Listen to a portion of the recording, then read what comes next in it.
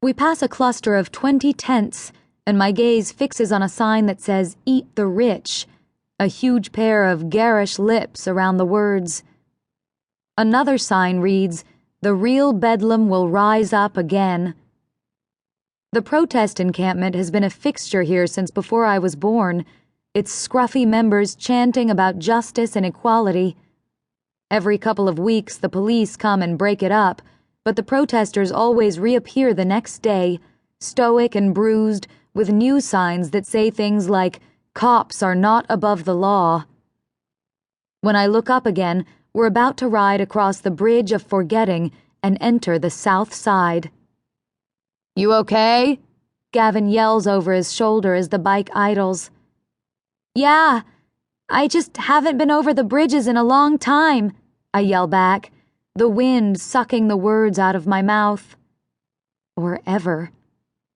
"It's safe, I promise," he yells. "At least when you're with me." He guns the bike and we take off across the bridge.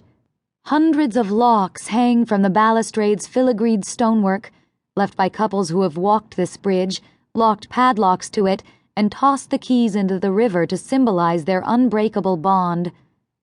I wonder how many keys are at the bottom. Hundreds? Thousands? How many romantic declarations have been made here over the years? Once we're off the bridge, Gavin pulls the bike over to the curb and cuts the engine. "Let's walk from here." The slate-gray sky is beginning to fill with faint streaks of pink and orange. Unlike in the north, with its industrial wall along the river to prevent flooding, the south side is lined by a grassy embankment that slopes easily down toward the rocky shore. Circus birds, Bedlam's neon red and yellow finches, hop around on the ground, chirping and joyful. As we travel along the sidewalk bordering the river, I take a closer look at the dilapidated townhouses and brick apartment buildings that line Feverfew Street to the south.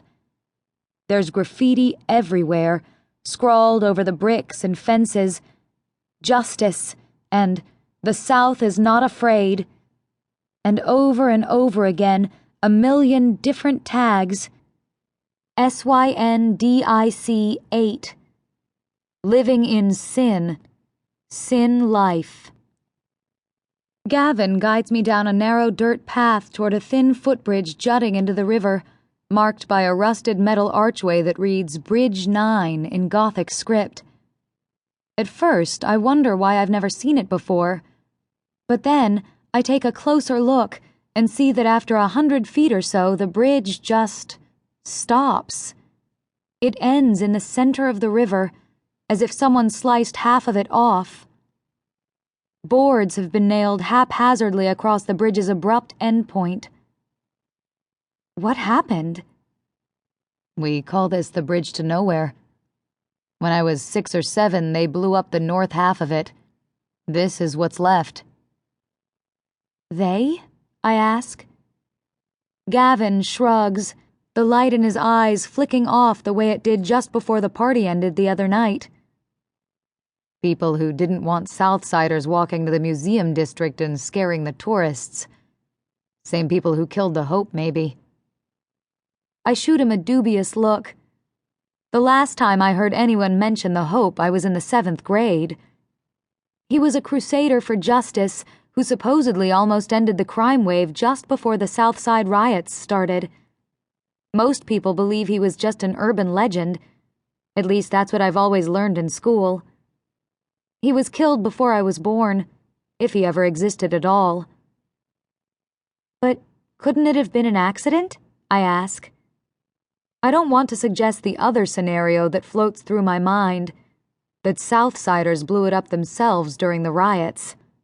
Gavin stares out over the river. "Maybe. But then why didn't they ever rebuild the thing?"